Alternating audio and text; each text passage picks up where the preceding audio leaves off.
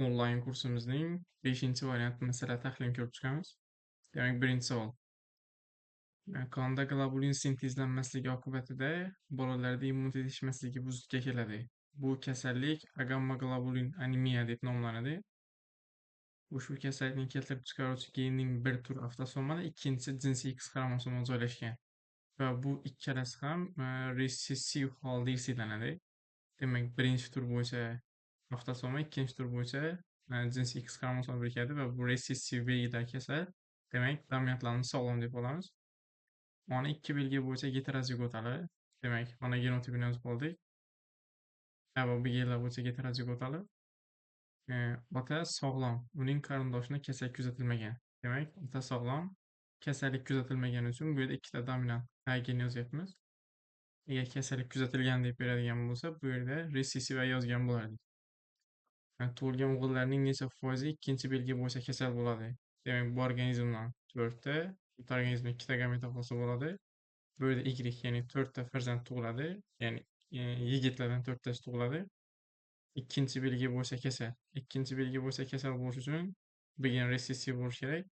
Faqat mana shu ikkita joyda bor. Bu yerda foiz 50%. To'g'ri javob C variant. Ikkinchi masalaga qaraymiz.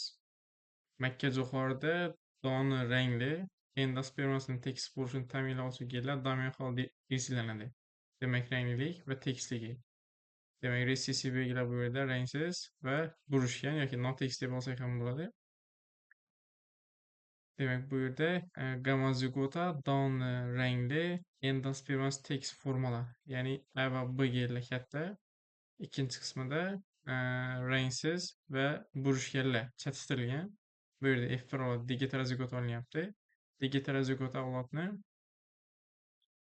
resessiv belgilar forma bilan chatishtirildi. Demak, resessiv forma bilan chatishtirdik. Bu yerda 9 metr o'simlik olingan. 360tasi doni rangli endospermasi tekis, 370tasi doni rangsiz endospermasi burishgan. Demak, savol oxirida Kressinger foiz so'ralgan. Demak, biz bu yerdagi organizmni Kressinger qilamiz. Natijada bu yerda 4ta gameta hosil bo'ladi. Bu ikkalasi krossoverlar, bu ikkalasi non-krossoverlar. Demak, bizga rangli va tekis 366 deb berdi. Demak, rangsiz va notekis 370. Demak, 920 jam individdan mana bu ikkalasini ayiradigan bo'lsak, bu yerda crossoverlarning soni kelib chiqadi. Buni jam individlar soniga bo'ladigan bo'lsak, bu yerda 20%, ya'ni crossover foizi D javobni belgilashimiz mumkin. Keyingi masalaga qaraymiz. Odamda polidaktilia va katarakta bitta avtosomada joylashgan dominant gen orqali hisoblanadi. Demak, polidaktilia va katarakta ikkalasi ham dominant, resessiv belgilar, demak bu yerda sog'lom bo'ladi. 3% crossover bor, yozib oldik. Demak, ayol katarakta va polidaktilia bilan kasallangan bo'lib, bu genlarni biri onasida o'tgan. Demak, katarakta va polidaktilia bilan kasallangan. Mana bu joy muhim bizga. Dominant genlarning biri onada o'tgan. Demak, biri onada o'tadigan bo'lsa, ikkinchisi otada o'tgan bo'ladi va quyidagicha yoziladi genotip. Erkak ikki belgi bo'yicha sog'lom, demak resessiv gomozigota. Bularni chatishtiradigan bo'lsak, bundan 4ta gameta hosil bo'ladi. Chunki savolda Kressinger ham bor. Bu 3% beryapti. 3% tug'ilishi mumkin bo'lgan bolalarning esa foizi ota-onaga fenotip jihatdan o'xshash bo'ladi. Demak, fenotip jihatdan o'xshash bo'lish uchun A va B genlar katta, A va B genlar resessiv bo'lishi kerak. Bu yerda faqat A katta, bu yerda faqat B katta. Bu ona organizmga, bu ota organizmga o'xshaydi. Ya'ni jam 3%. Bu yerda C javobini belgilaymiz. 4-masalaga qaraymiz. Drozofilaning belgilari berilgan. Kul rangligi qoraligi ustidan, normal qanot, kalta qanot ustidan, qizil ko'z, oq ko'z ustidan dominantlik qiladi.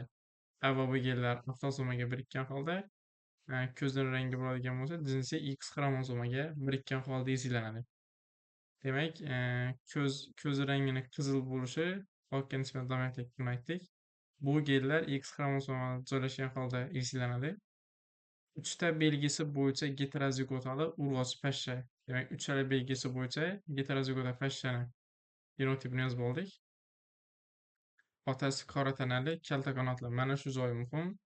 Agar bizga otasi qora tana, keyin normal qanot deb beradigan bo'lsa, biz quyidagicha genotip yozgan bo'lardik. Bu ham baribir trigonometrik deb nomlanadi. Savolda otasindagi barcha belgilar ressissiv bo'lganligi uchun biz ikkinchi allelga ressissiv genlarni yozdik. Boya aytganimdek, otadagi bittasi dominant gen bo'ladigan bo'lsa, quyidagicha yozilgan bo'lardi. Keyin bizga mana shu crossing kuzatilmagan necha xil gameta hosil qiladi deb so'ralgan. Demak, gameta oladigan bo'lsak, bu yerda 4 xil chiqyapti. Ya'ni D javobini belgilashimiz mumkin. Keyingi 5-masalaga qaraymiz. Tovuqlarda erta pat hosil qilish va chipor rang kech pat hosil qilish va qora rangga nisbatan dominantlik qiladi. Fenotiplarni yozib oldik.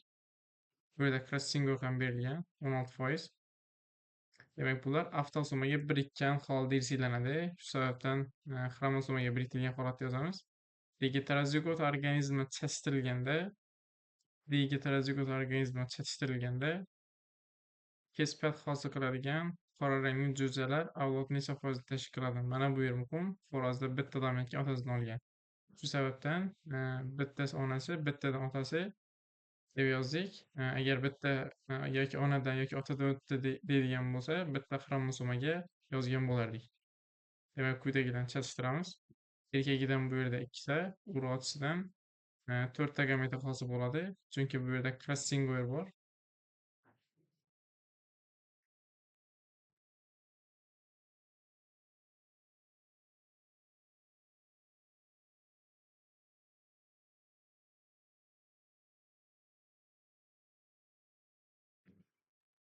Demak, 5-masalaga qaraymiz.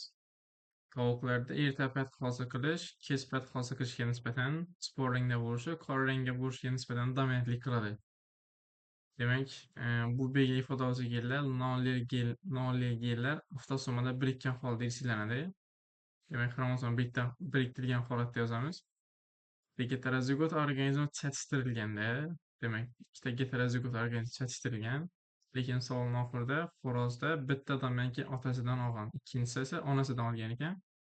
Shu sababdan bitta genni birinchi xromosomaga, ikkinchi dominant genni ikkinchi xromosomaga yozamiz. Agar shu so'z ishlatilsa, qolgan barcha holatlarda degeterozigota mana bu ko'rinishda, ya'ni onaning genotipiga o'xshash yoziladi. Degeterozigot organizm chatishtirilganda kech-pat hosil qiladigan qora rangli, ya'ni A va B genlar bo'yicha ressissiv bo'lgan organizm so'ralyapti. Savolni o'qiydigan bo'lsak, xo'rozda crossing bu yerda xo'rozda bo'lyapti. Demak, urug'chi qaysi birida bo'lish haqida urg'u berilmagan.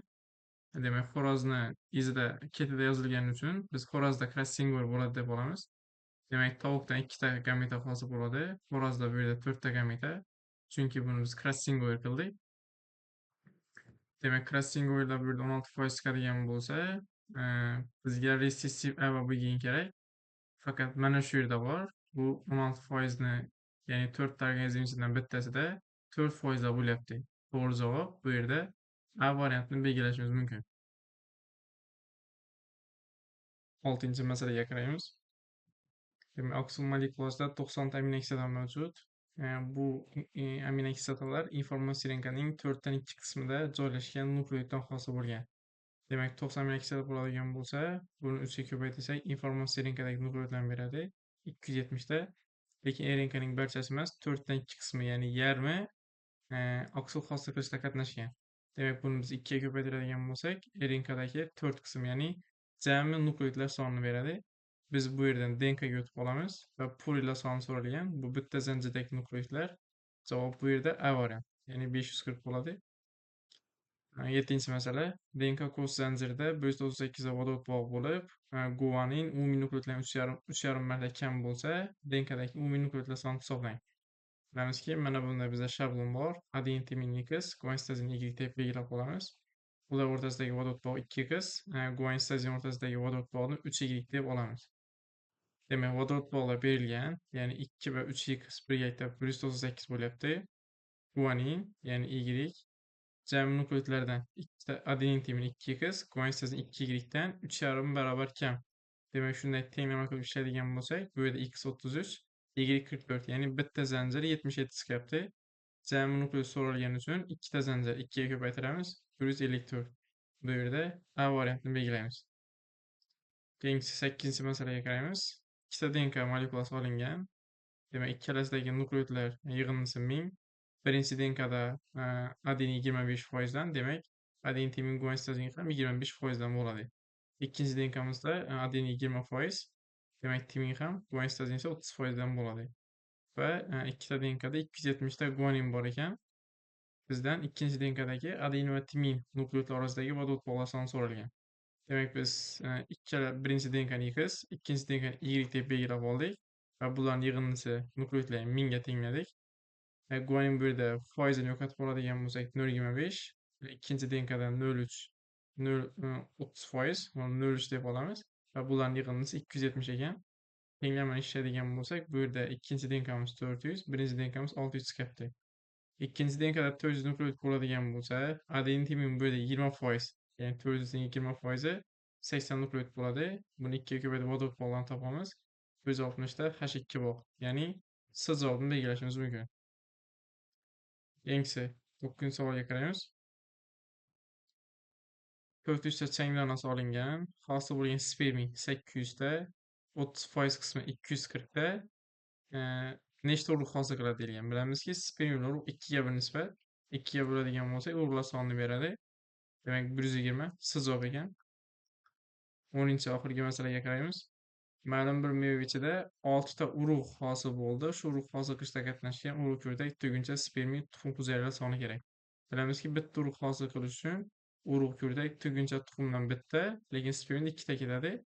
6 ta urug' hosil qilish uchun urug' ko'rdak tugunchadan 6 ta, spermiydan 12 ta va tuxumdan 6 ta ketadi. Bu yerda esa to'g'ri javob B variantini belgilashimiz mumkin. Demak, yuqorida 5-chi variant masalalarga yechim qildik. Savol va takliflaringiz bo'ladigan bo'lsa, kommentariya bo'limida yozib qoldiring. Bersangizga rahmat.